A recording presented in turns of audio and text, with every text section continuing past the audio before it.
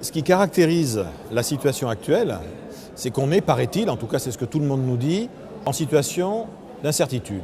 Bon, malgré la situation d'incertitude, il faut quand même continuer à avancer.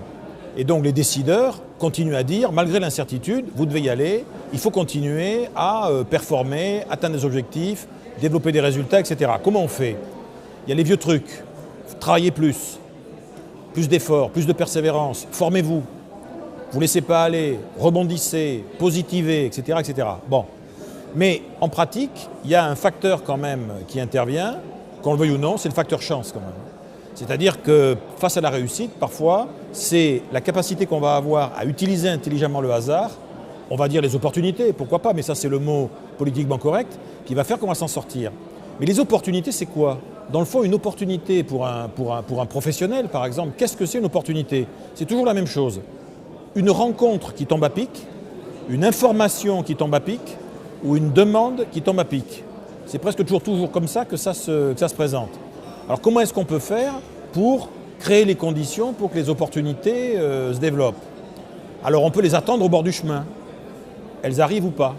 On peut essayer coûte que coûte de les faire émerger. Mais comment? Alors ce qu'on a constaté dans le monde des affaires, dans le monde du sport, dans le monde de l'entrepreneuriat, c'est que les gens qui développent autour d'eux des opportunités, qui font apparaître autour d'eux des choses, dans une carrière aussi c'est comme ça, dans le fond pour qu'il m'arrive quelque chose dans la vie que je vais pouvoir transformer en chance, il y a 4 principes de vie très simples. Premièrement, il faut le vouloir, c'est-à-dire qu'il faut avoir une intention. Qu'est-ce que j'ai à l'intérieur de moi-même? Est-ce que j'ai un désir? Est-ce que j'ai un rêve? Est-ce que j'ai une ambition? Est-ce que j'ai quelque chose auquel je pense en permanence? Mais voilà, c'est pas comme il y a beaucoup de gens qui disent mais j'ai pas eu de chance. On a envie de leur dire mais qu'est-ce que vous en auriez fait si vous voilà, il faut avoir quelque chose. Derrière ensuite, il faut être attentif, il faut être disponible aux événements, il faut être à l'écoute des autres. Vous avez beaucoup de gens, ils vous disent j'ai jamais eu de chance, mais c'est Coluche qui disait quand un artiste te dira j'ai jamais eu de chance, demande-lui le nombre de fois où la chance est passée chez lui et où il n'était pas là. Voilà, il faut être là, il faut être à l'écoute de ce qui se passe. Le troisième élément, c'est que parfois, justement, pour avoir de la chance, il faut commencer par pas avoir de chance. La chance, elle va démarrer par un accident, un pépin.